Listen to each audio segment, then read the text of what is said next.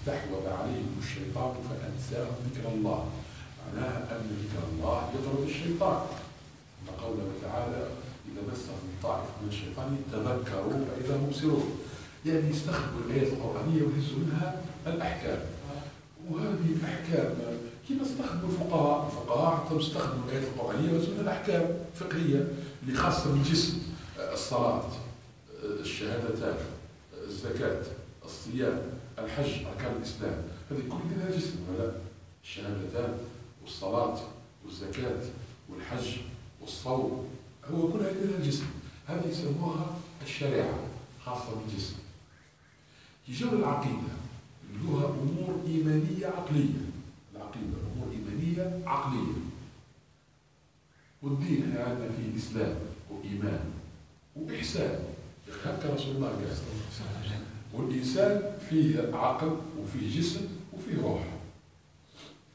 فالشريعة لجسمه، والعقيدة لعقله، والإحسان هذا اللي هو التصوف لروحه.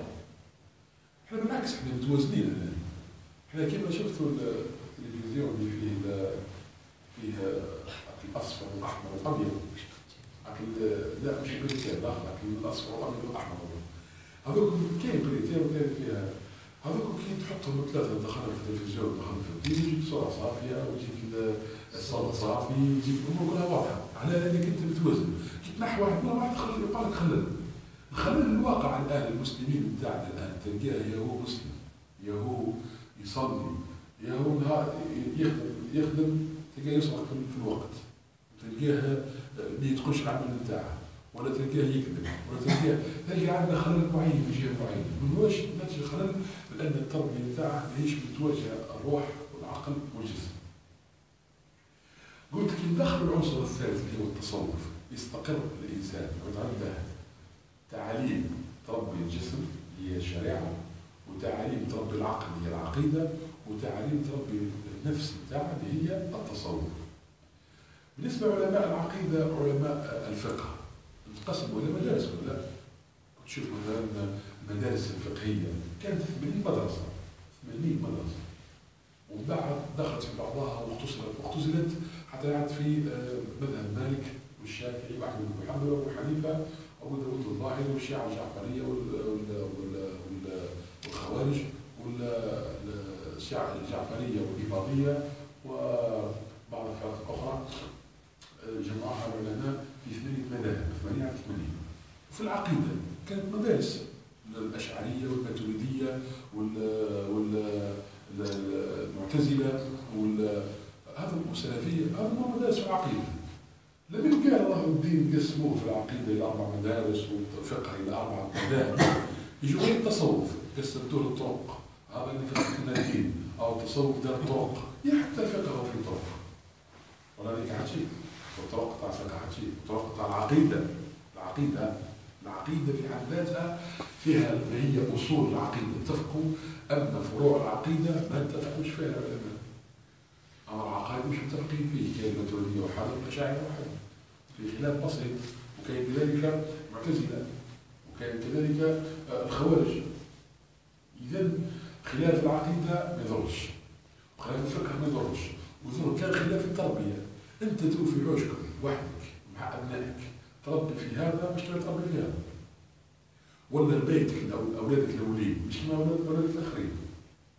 كنت تربي بالقسوه وبالشده، كبرت قعدت بالليل وخلوه ربي يهديه ان شاء الله وكذا، والاولين كنت تخلط الطلاقه. يا اخي انت في حد ذاتك تختلف من زمان الى زمان. وعبد واحد تولي عندك انت مش تربي ولدك كيعود صغير تربيه بطريقه، وكيعود مراهق تربيه بطريقه اخرى، وكيعود كبير تربيه بطريقه اخرى، ولا لا؟ هذا معناها من دواعي التربيه. هذا تختلف المناهج تاع التربيه. مش المنهج اللي يربي الاغنياء كما يربي الفقراء، مش كما يربي اهل الشمال كما يربي اهل الجنوب. معناها تختلف. حتى التصوف يقولوا الطرق الى الله تختلف باختلاف الانفاس. على كثره الانفاس تاع الراجل تلك طرق باش يربوا الناس، وبالتالي مش حجه تقول لي ديننا واضح وما فيش انقسامات وانتم قسمتوها الى طرق صوفيه وكذا. لا، حتى الفقهاء قسموها وحتى العقيده قسموها، وانت شوف اللي خرجك. عندي في الفقه تبع مذهب مالك، بالعقيدة بالأشعري، وفي التربية والتزكية. اسألوا أي واحد يسأل سؤال، أنا أقول له أنت الفقه راك مالك، إذا كان يتبع المذهب كان مش عارف ذات المذهب خلي. واحد آخر راح فات كان يتبع في النبي في الفقه، تبع في النبي في الفقه، يعني صحيح البخاري يا سيدي وخرج لنا أحكام الطهارة وأحكام الوضوء وأحكام مش تبع في النبي، تبع في العلماء اللي تبعوا في النبي صلى الله عليه وسلم. هو اللي بسطوا لك العلماء دور تحت دور الشارجر، يروحوا المدخل تاع 220 فولت يخرجوا 6 فولت طبقك.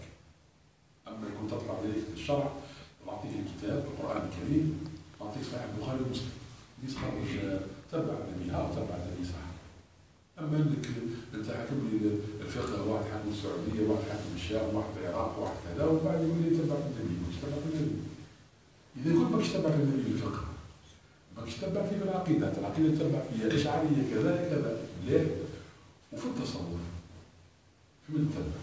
كيفاش تتبع في النبي صلى الله عليه وسلم؟ هل تقرأ القرآن مطبق على التصوف؟ مستحيل. وبالتالي ربي جعل العلماء أصلا، جعل العلماء واسطة في الشرع، وسماهم وداعيا إلى الله، وداعي إلى سبيل ربك، ادعو إلى سبيل ربك. علماء نوعين، كاين علماء يدعون إلى سبيل ربك أي إلى الشرع، هذا يسموهم الدعاة والدكاترة والأساتذة اللي عاجبين الكياسة ويفكوا في التلفزيون، هذا كلهم دعاة إلى سبيل ربك.